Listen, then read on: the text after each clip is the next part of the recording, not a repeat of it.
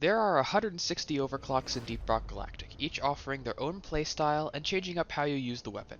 Today we're reviewing every single overclock for the Hurricane Missile Launcher and the Arms Corps Coilgun. Rocket Barrage gives you a massive boost to ammo and rate of fire, but substantially reduces your direct and area damage and disables missile guidance. This makes the Hurricane function a lot more like your generic autocannon builds, putting out rapid and reliable AoE damage with some respectable single target built in. It puts out a bit more DPS than the autocannon and has a faster reload, so if you like that kind of playstyle but wanted something more responsive, this might be a good substitute to try. Keep in mind that it does have a bit less ammo efficiency, and it's far harder to use even at close range due to the projectile travel time, although this can be alleviated slightly with the projectile speed upgrade and or some practice. All the bonuses are additive apart from the rate of fire increase, which means you can pretty easily compensate for the lower damage if you don't need even more ammo. It also helps utilize the stun upgrade in T5 since you're putting out so many missiles the low chance is hardly a factor. Overall, it's a great general use build with even fewer frills than the base weapon if for some reason the guidance mechanic was throwing you off. Cluster Charges greatly reduces your ammo and fire rate and missile speed in exchange for a massive increase to missile damage and a unique mechanic. Briefly holding the reload key will cause all your airborne missiles to split into cluster bomblets. These bomblets have gravity and will spread out a bit and fall to the ground and explode. The main trick here is timing it right, as there's a slight delay, about 0.1 seconds, and the spread of the cluster bomblets is semi-random.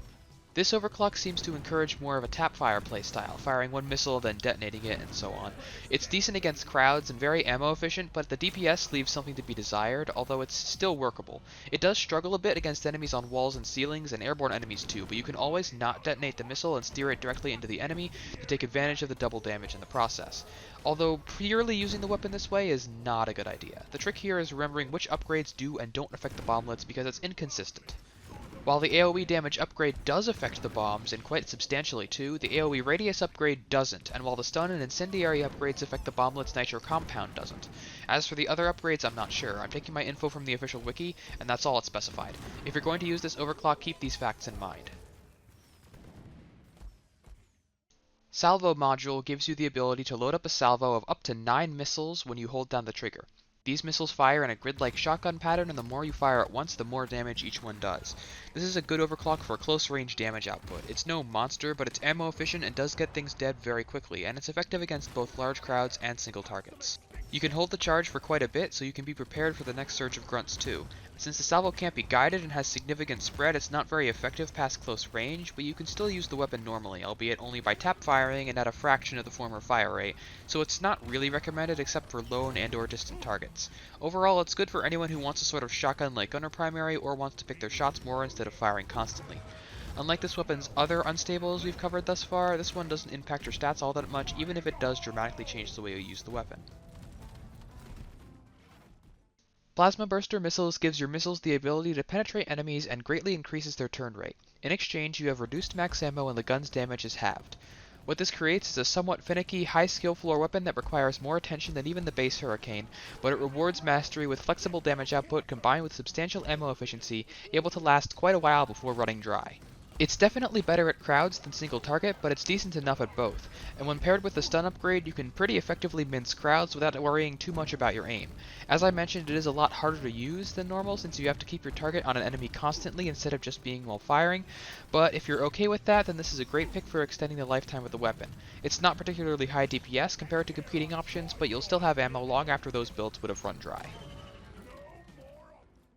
Minelayer System removes your missile guidance again and slightly reduces your ammo, but when your missiles impact the ground, they turn into damaging mines. This is sort of like the Minelets overclock on the Nux and Burt, but these aren't Minelets, these are full-grown mines, and while they behave the same way, they pack a lot more of a punch, dealing almost triple the base AoE damage in a radius 50% larger than normal. This is also a somewhat higher skill floor option than normal, as you need a little forethought to properly lay down mines in advance, but if you can get it right, it's a powerful AoE swarm clearer that's great at holding a defensive line and is ammo efficient too. It lacks stopping power for tougher targets, but it's great for swarms, and it has relatively minor penalties to boot. Overtuned feed mechanism boosts your fire rate and projectile speed. This clean gives you more responsive long-range capabilities, making it quicker to take out spitters and other pesky distant targets. It also gives you a nice bump to DPS at all ranges, making the weapon quicker to respond to any kind of threat and do slightly more DPS overall. Just watch your ammo count. Fragmentation Missiles boosts your AoE damage and radius by a bit. This gives you a boost to your wave clear abilities and slightly increases your DPS overall. In terms of what this has over the former clean, this one's a bit more ammo efficient since the DPS doesn't come from an increased fire rate.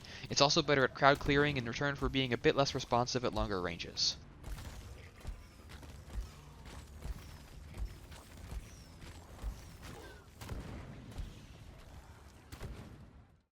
Finally, Jet Fuel Homebrew makes your missiles much faster and deal much more direct damage, but their explosion damage and range is greatly reduced, and it reduces your mag size and ammo too. This is the definitive single target overclock, capable of tearing through tough targets very quickly. It's nowhere near as good against swarms, but with the right build it shreds Praetorians in seconds. Despite the ammo, it's not too tight, although it's tighter than most other builds. One thing to note is that while you do still have guidance, the missiles move so fast it can be difficult to actually make use of it before the missile hits a wall, so keep that in mind. All things considered, it's a very good single target DPS option that has some decent crowd clearing abilities, though you'll probably still want an AoE secondary to complement it. Now for the Coilgun. Backfeeding module gives you more ammo for a shorter trail duration. It's a pretty simple trade-off overall. The extra ammo makes the weapon better at single target and immediate damage in general due to being able to fire more, while the shorter trail makes it significantly worse at long-term AoE and covering your flank. It's definitely a trade-off, but if you prefer to use the Coilgun for single target or don't want to spec into the trail effects, this is a pretty good pick if you aren't looking to change things up a lot.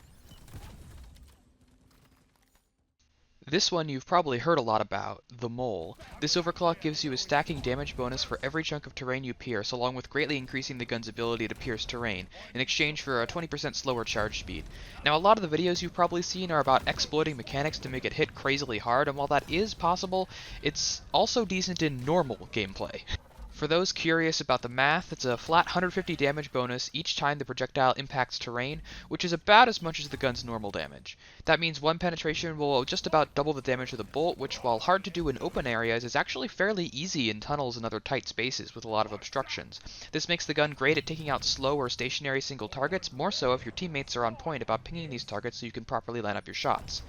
It does require some positioning and forethought, but if you're good at those, then this is a great pick for high spike damage. Hellfire adds a strong heat effect to the trail of your shots in exchange for lower ammo, a slower charge, and a shorter trail duration. This makes the gun much better at short-term wave clearing by bumping up the damage the trail does by a great deal. It's ammo light though, and there are a lot of weak points you'll want to compensate for, primarily the much steeper charge speed penalty, but if you can use it right, it's great for wiping the floor with grunts and swarmers and other similar enemies. One thing to note, think twice before taking the fear upgrade with this, because if you use it, then enemies will run away from the trail instead of through the trail, dramatically reducing its effectiveness.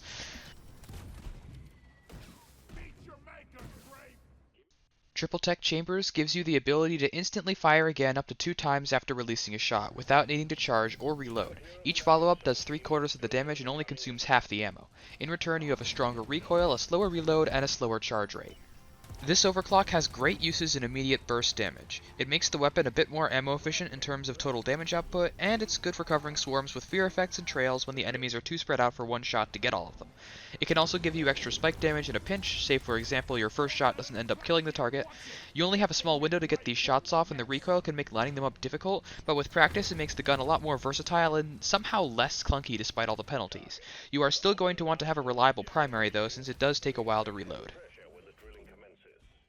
Ultramagnetic Coils is a clean that gives a larger trail radius and a longer trail duration. This boosts the AoE capabilities of the gun, making it better at whittling down crowds and keeping that area covered.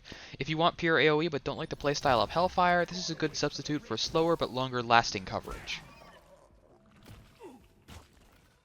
And finally, Re-Atomizer. This one is weird. It makes your shots spread status effects to subsequent enemies in the trajectory. It does have good synergy with Necrothermal Catalyst, since if you shoot a burning enemy and an enemy behind them gets killed, it'll trigger the effect, but overall the practical applications for this in a solo game are slim, since it takes a lot of positioning and thought to use for what effectively amounts to a slightly more ammo efficient way to burn an enemy. However, it applies to all status effects, which means you can, in a team game, you can do a lot more with it, like spread electric or corrosion effects across a whole column of enemies. It's absolutely niche, but it's a clean, so hey, go nuts.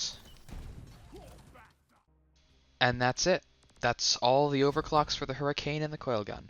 Both weapons are versatile, and their overclock pools do a decent job at reflecting that.